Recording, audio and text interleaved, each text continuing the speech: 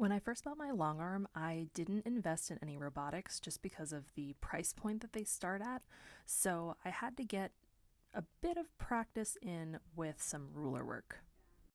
So I invested in Natalie Bonner's 4-in-1 um, Longarm quilting ruler, and I really couldn't recommend this enough if you are a beginner starting out.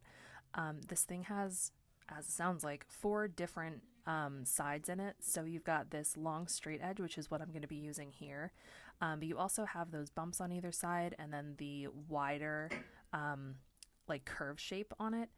I went and grabbed a pop socket from Amazon for super cheap and popped that on there for easier grip.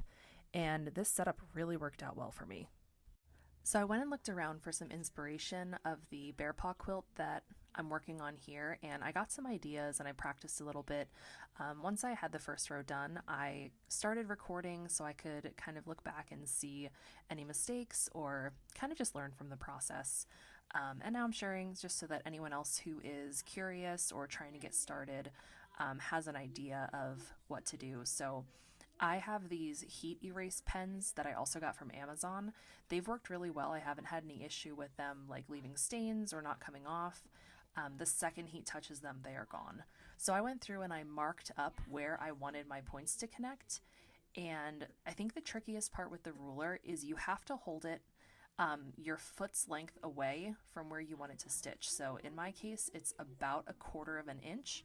So you can kind of see as I'm lining it up, I'm not lining it right up to the line that I wanted to stitch on. I'm putting it about 1/4 inch away.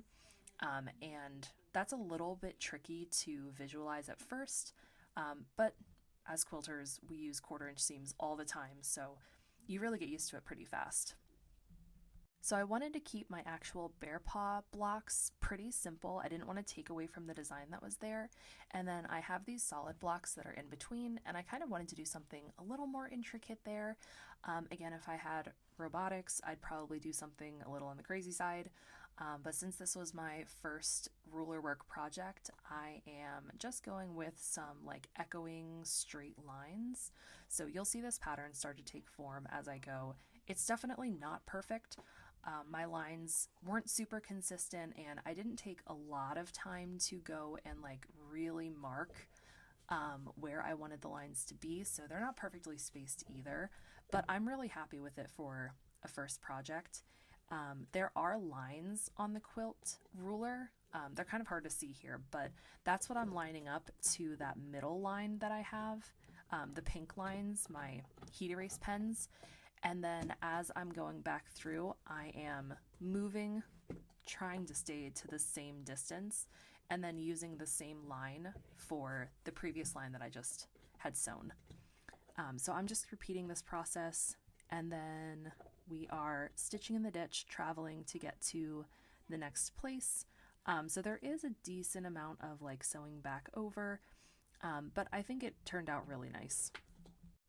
If you're looking to get started with ruler work, it is kind of intimidating at first, but I would really recommend investing in a decent ruler. These ones are special because they are thick enough that your foot can move beside it.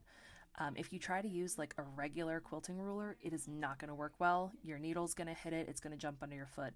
So don't try that. But definitely try to invest in a decent ruler. Again, Natalie Bonner has a ton of different options. This is the one that I bought first, and it's worked for so many different projects already. So I would definitely recommend checking these out. And I would try to find an inspiration picture of something maybe someone has already done or already tried, and you can just kind of replicate it. So, like this one, for example, that I'm doing is pretty much just copied. I Googled like bear paw quilt inspiration or something like that, and something extremely similar to this, if not identical to this, came up, and I was like, I think I could do that. So here's me giving it a try, and again, I think it turned out well, especially for a first try. I'm really happy with it.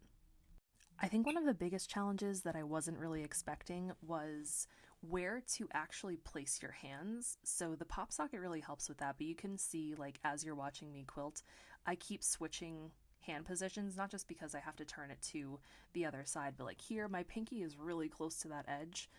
So it's like a little close to the needle, so if that freaks you out a little bit, it's trickier doing some sides than doing others. Like this is kind of an awkward angle going at it this way. So there were definitely certain sides that were easier to do, or like certain directions that it was easier to quilt in. I know having a finger on the side opposite of your needle really helps, because you've got to keep in mind your machine is going to be pushing against your ruler slightly to keep that straight line, or else you can just kind of drift away from your ruler, which definitely happened to me a few times here. So you've got to keep enough support on your ruler so that you can continue pushing against it and keep yourself going in a straight line. But here I am finishing up this final section, just practicing and practicing and practicing, and that's really the only thing I can recommend the most is just get started. Like maybe don't put a quilt on that you are in love with, but quilting's not permanent either. I mean, it is a pain to pull out, but it's not permanent. You know, if you do a little bit and you really don't like it or you're not happy with it, you can pull back. It's just a process. But that's about all there is to it. I'm definitely one of those people who is afraid to mess up. I'm a bit of a perfectionist, so the thought of starting this and messing it up and having to rip back is like my worst nightmare. But I was really glad that I started, and once you start and it becomes less awkward, it is not nearly as scary as it seems. So if you needed a push or a sign to get started, here it is for you. And that is it for this quilt. I repeated these patterns on all of the blocks for the rest of it, and here is what the final quilt turned out to look like.